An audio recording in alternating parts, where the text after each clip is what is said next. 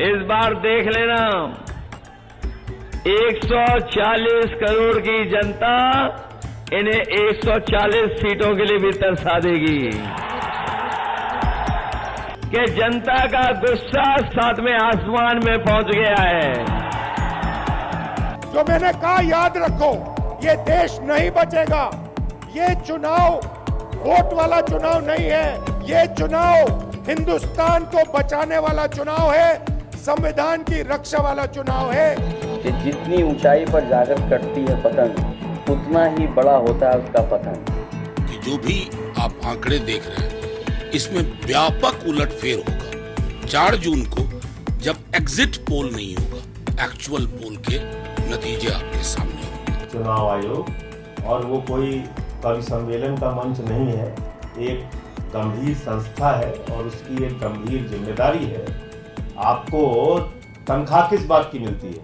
एक निष्पक्ष चुनाव कराने की तनख्वाह आपको मिलती है। तो आपसे अगर कोई प्रश्न पूछ रहा है तो आप व्यंग क्यों मार रहे हैं भाई? आप उसका समाधान कीजिए ना।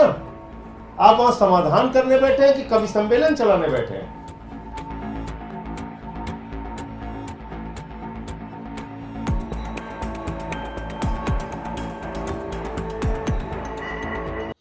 नमस्कार।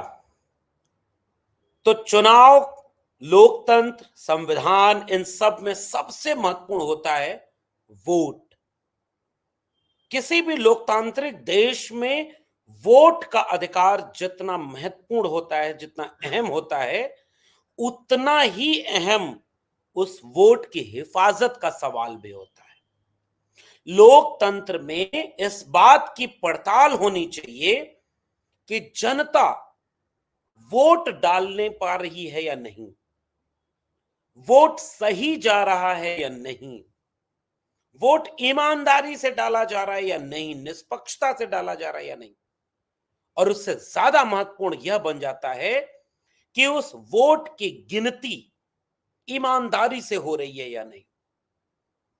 अगर वोट डालने और वोट के गिनने में जनता का यकीन खत्म हो जाए, जनता सवाल उठाने लगे, जनता ये सवाल पूछने लगे कि हमने वोट जहां दिया वहां पहुंचा कि नहीं पहुंचा, हमने जिसको जितना वोट दिया उसे उतना वोट मिला कि नहीं मिला, अगर जनता के मन में ये सवाल पैदा होने लगते हैं तो ये किसी भी लोकतंत्र की जड़ में मट्ठा डालने के संकेत होते हैं।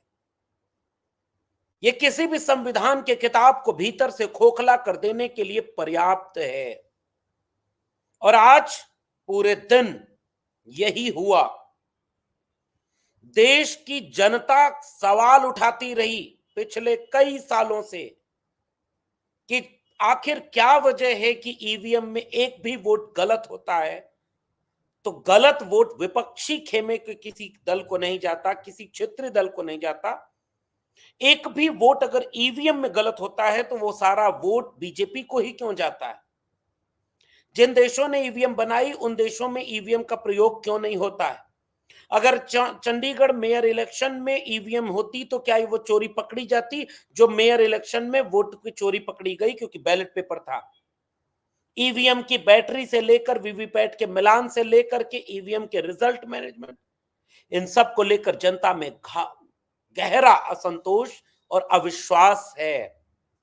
और जैसे ही कल देश का सबसे बड़ा चुनाव और उस चुनाव का सबसे बड़ा दिन मतगणना का दिन है।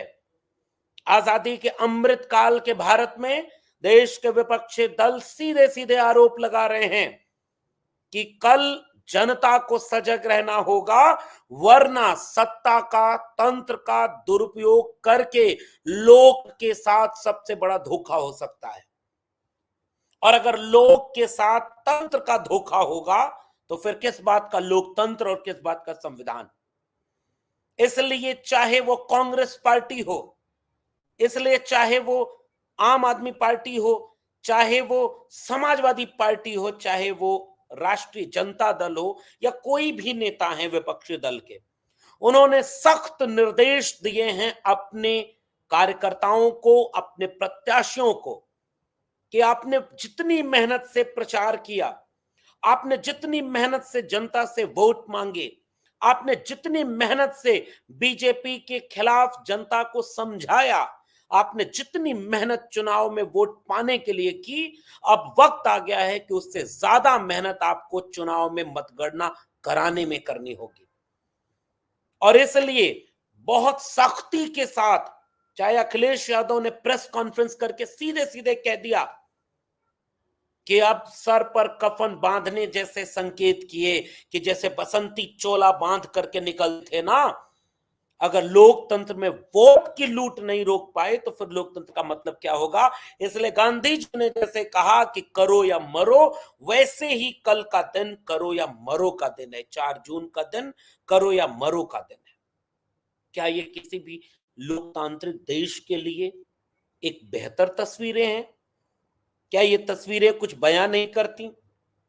क्या ये तस्वीरें ये सवाल नहीं पूछती कि जिस चुनाव आयोग पर, जिस ईवीएम मशीन पर, जिस तंत्र पर जनता का भरोसा खत्म होने लगे या संदेह पैदा होने लगे, वो लोकतंत्र कितना महफूज बचा होगा?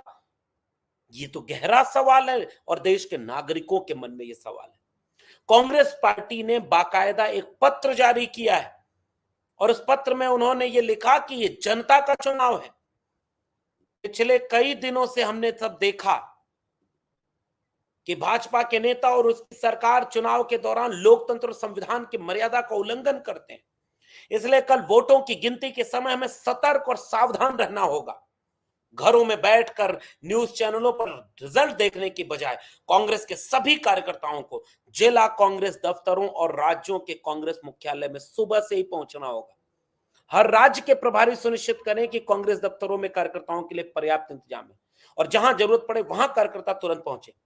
किसी भी गड़बड़ी के लिए सीधे दिल्ली के कांग्रेस के मॉनिटरिंग सेंटर पर सूचना भेजें, मोबाइल से रिकॉर्ड करें। हम नंबर जारी कर रहे हैं, तुरंत उस पे काउंटिंग सेंटर का नंबर, लोकसभा क्षेत्र का डिटेल, वो सब कुछ भेज करके हमको मैसेज दें। कांग्रेस का हर कार्यकर्ता अपने अपने क्षेत्र में जनता के साथ संपर्क में रहे, हर जानकारी मुख्यालय तक पहुंचाए। किसी भी संभावित गड़बड़ी को रोकना होगा। इस बार का चुनाव परिणाम लोकतंत्र बचाने का जनादेश लेकर आएगा। सभी सजग रहें, हम सब मिलकर हालात बदलेंगे। कांग्रेस पार्टी ने इस तेवर के साथ जनता से संबोधित किया। अखिलेश यादव ने समाजवादी पार्टी के तमाम लोगों के साथ देश भर के लोगों को कल से ही एक मैसेज देना शुरू कर दिया था कि ये एग्जिट पोल का आधार ईवीएम नहीं डीएम है।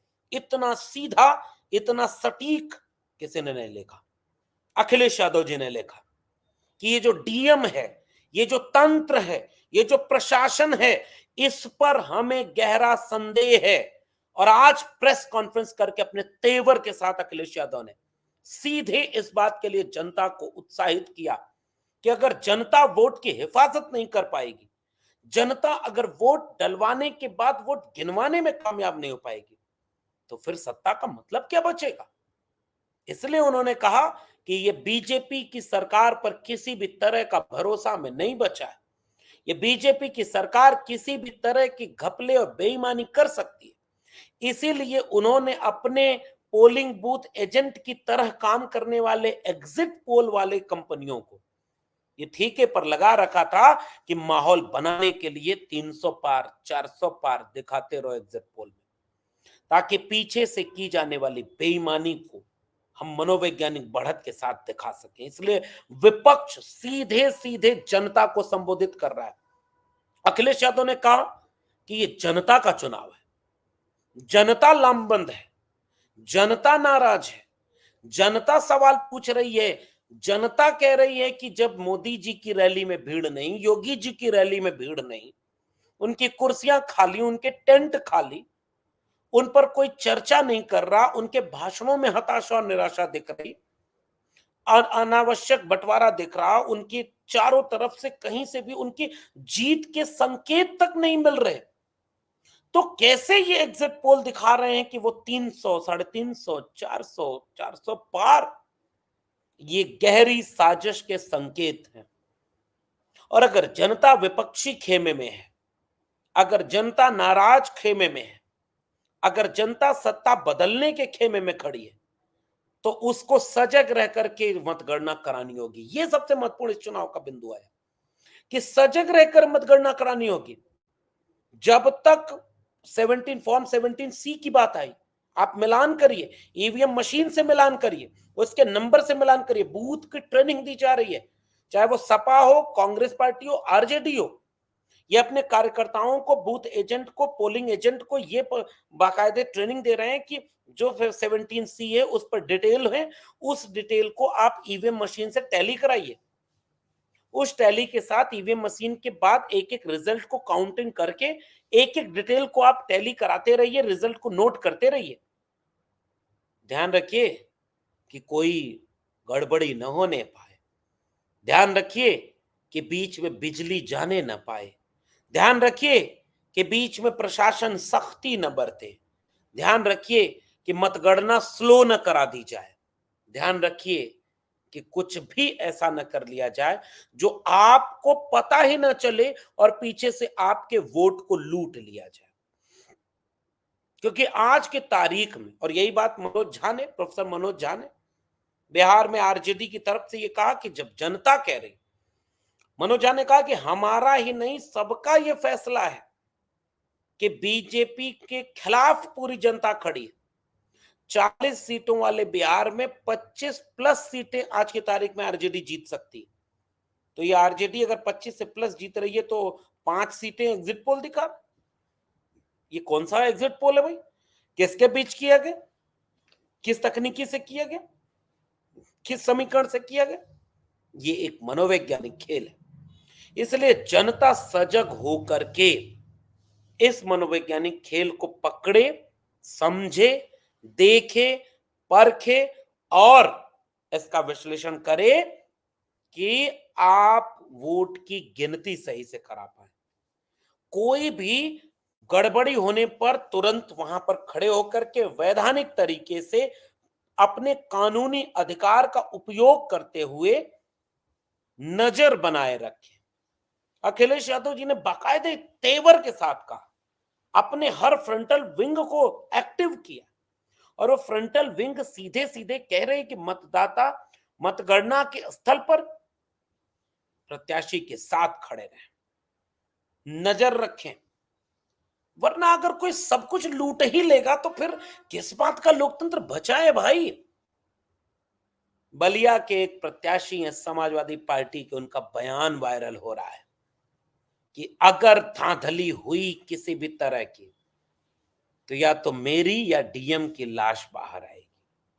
हम इन सब चीजों का समर्थन नहीं करते, लेकिन एक देश को, एक चुनावी प्रक्रिया को और शेरो शायरी सुनाने वाले चुनाव आयोग को, प्रेस कॉन्फ्रेंस में मजाक और मस्खरेपन करने वाले चुनाव आयोग को एक बार सोचना जरूर चाहिए कि आपके देश में यह हो रहा है कि चाहे नरेश उत्तम पटेल हो, चाहे वो बलिया के समाजवादी पार्टी के प्रत्याशी हो, क्यों कहना पड़ रहा है कि सजग रहना? क्यों अखिलेश यादव को कहना पड़ रहा है कि एक एक वोट की गिनती के लिए सजग रहना?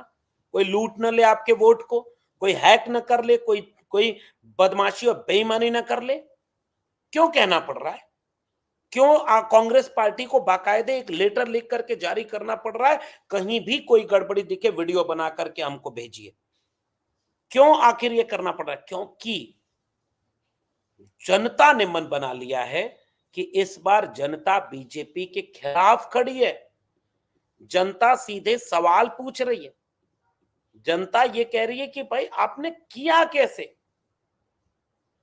कैसे हुआ ये? क्या हुआ इसमें? संजय सिंह ने सीधे पूछा आम आदमी पार्टी के कि एग्जिट पोल से लेकर के तमाम चीजें तो फेक हैं, ये केवल बीजेपी के बेईमानी को कवर करने के लिए बनाई गई चीजें हैं।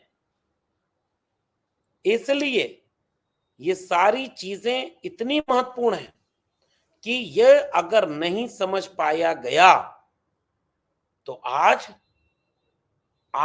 कैसे ये पता चल पाएगा कि लोकतंत्र में जनता के पास कोई अधिकार भी बचा है, लोकतंत्र में जनता के पास कोई कर्तव्य भी बचा है, लोकतंत्र में जनता के पास जो वोट का अधिकार मिला हुआ है उसकी हिफाजत भी कर सकते हैं। और चुनाव आयोग से किस बात की चीजें की जा सकती है? चुनाव आयोग कैसे इन चीजों को संभाल सकता है? चुनाव आयोग कैसे इनको रोक सकता है? बहुत विस्तार में ये विमर्श हो रहा है और आज का सबसे महत्वपूर्ण विमर्श ये है। और इस विमर्श के सामने ये चुनाव इतना सामान्य चुनाव नहीं रह गया और कल का दिन फैसले और इम्तिहान का दिन है। जनता मन बनाई बैठी है, जनता के भीतर गुस्सा है, जनता कह रही है कि हम इन्हें हटाना चाहते। इन्होंने महंगाई कम नहीं की, इन्होंने बेरोजगारी कम नहीं की, इन्होंने अग्निवीर दिया, इन्होंने पेपर लीक किया, किसानों के ऊपर अन्याय किया, नौजवानों के ऊपर अन्याय किया, दलितों पिछड़ों का आरक्षण छीना, संविधान बदलने की बात यही करते रहे, केवल हिंदू मुसलमान की बात करते रहे, मटन मछली मंगलसूत्र मुजरे तक चले गए, भैंस खोल ले जाएंगे तक चले गए। जनता के पास इनके रैलियों में भीड़ नहीं, इनकी कुर्सियां खाली, इनकी कोई लहर नहीं, इनके चेहरे पर कोई आत्मविश्वास नहीं, इनके भाषणों में कोई जमनी मुद्दा नहीं, और टीवी पर बैठ करके ये चुनाव एक तरफा जीत रहे। ये बहुत गहरे संकेत हैं लोकतंत्र के, और ये कोई सामान्य संकेत नहीं है। जो प्रत्याशी कमजोर पड़ेगा, आप कई करोड़ रुपया फूंक करके चुनाव लड़ लीजिए, लेकिन अगर आप वोट की गिनती नहीं करा पाए साहब, तो आपके उस करोड़ रुपए से आप सांसद नहीं बनने वाले।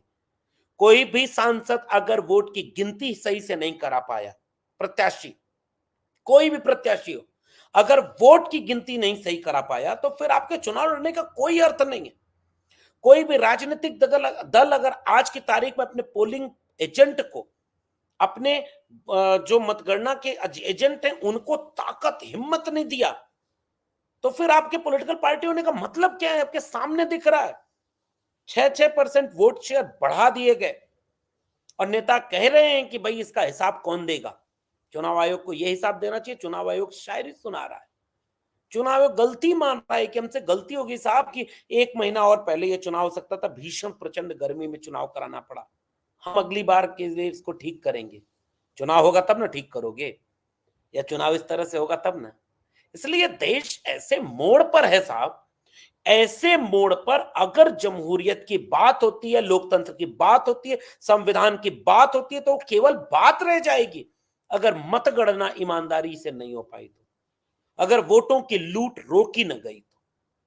इसलिए जो भी सक्षम है, जो भी जागरूक है, वो प्रत्याशी अपने वोट की गणना सही कराए, वो पार्टी अपने कैडर को यह आत्मविश्वास दे कि तुम डरना नहीं, मुकदमों से, जेल से, वैसे भी तुम हार जाओगे तो मुकदमे और जेल में ही तो रहोगे, कौन तुमको पूछने जा रहा है? और अगर तुम्हें जीतना है तो तुम्हें अड़ करके, लड़ करके संविधान को बचाने के लिए वोट की गिनती को सही कराना पड़ेगा। कहीं बिजली न बीच में कट जाए, कहीं कैमरा न बंद हो जाए, कहीं काउंटिंग न स्लो हो जाए, कहीं धांधली न हो जाए। और इन सब से बड़ा इम्तिहान मेरी नजर में अगर आप कहें तो ये देश की जनता का है। क्या जनता का कर्तव्य तो लोकतंत्र में केवल इतना है कि वो भीड़ में लाइन लगा करके एक तो वोट डालने नहीं जाते, और अगर 50 से 60% लोग, 65% लोग, 100 में 65 लोग अगर वोट डालने जा रहे हैं, लाइन लगा रहे हैं, मुश्किल उठा रहे हैं, मेहनत कर रहे हैं, मन बनाए हुए हैं कि लोकतंत्र को बचाना है, संविधान को बचाना है, इसलिए वोट डालना है, तो क्या वोट डालने के बाद आप सो जाएंगे? क्या आप नजर नहीं रखेंगे? आप टीवी पर बैठकर देखेंगे कौन जीत रहा, कौन हार रहा? या इस बात की नजर जनता रखेगी कि कहीं आपके दिए हुए वोट की कोई लूट तो नहीं हो रही, मतगणना सही हो रही या नहीं? और इस बार मेरा आकलन यह कह रहा है कि जनता मन बनाए हुए है कि बेईमानी नहीं चलेगी, झूठ और लूट नहीं चलेगा। इसलिए 4 जून को इस बात का फैसला इस पर भी निर्भर करता है कि जो डीएम को बात आ रही है, ये जो बिजली जाने और तमाम तरह के धांधलियों की बात आ रही है, जनता की कितने बड़े गुस्से का जोखिम उठा करके ये फिर भी कर दिया जाए। और अगर पार्टी लोकतंत्र में वोट न बचा पाई, वोट का अधिकार न बचा पाई, वोट की गिनती न करा पाई, तो विपक्ष में भी उन्हें रहने का हक नहीं। और अगर जो विपक्ष में है उसे यही तेवर रखना होगा ताकि उसका कार्यकर्ता, उसका नेता डरे बिना अड़ करके लोकतंत्र की हिफाजत के लिए करो या मरो की स्थिति में खड़ा हो जाए, वरना कागज के पुलिंदों पर लिखी हुई इबारतों से उसूल और सिद्धांत नहीं याद किए जाते, व्यवहार में देखे जाते हैं कि वो कहां खड़े हैं। 4 जून को इस बात का भी फैसला होना है कि जमहूरियत, लोकतंत्र, संविधान कागज से जमीन पर, धरातल पर कितना मजबूत हो पाया है और देश की जनता और प्रजा से आगे बढ़कर कितनी नागरिक बन पाई है, कितनी तटस्थता है, कितनी ईमानदारी है। राजनीतिक लड़ाई तो आंख में आंख डाल करके राजनीतिक जमीन पर सीधे सीधे लड़ी जानी चाहिए। तुम राजनीति करो, जीतो, दूसरे को हराओ, लेकिन बेईमानी से अगर जीते तो फिर इस जीत का मतलब क्या होगा। लेकिन जनता को इस बात का इम्तिहान देना है कि आप सब कुछ होता हुआ अगर चुपचाप देख रहे तो फिर इस सब का दोषी अगर कोई है, इस सब का नुकसानार्थी सबसे बड़ा कोई होगा, इससे सबसे ज्यादा नुकसान अगर किसी का होगा तो वो आम जनता का होगा। साहिल के तमाशाई हर डूबने वाले पर अफसोस तो करते हैं, इमदाद नहीं करते। और अगर आगे बढ़ करके आपको ये सब उसूलों को बचाना, सिद्धांतों को बचाना है तो सामने आना पड़ेगा। 4 जून फैसले की घड़ी, इम्तिहान की घड़ी इस पर निर्भर करेगी। आपका क्या मानना है नीचे कमेंट बॉक्स में जरूर बताइएगा। फिर मिलेंगे, तब तक के लिए बहुत बहुत धन्यवाद।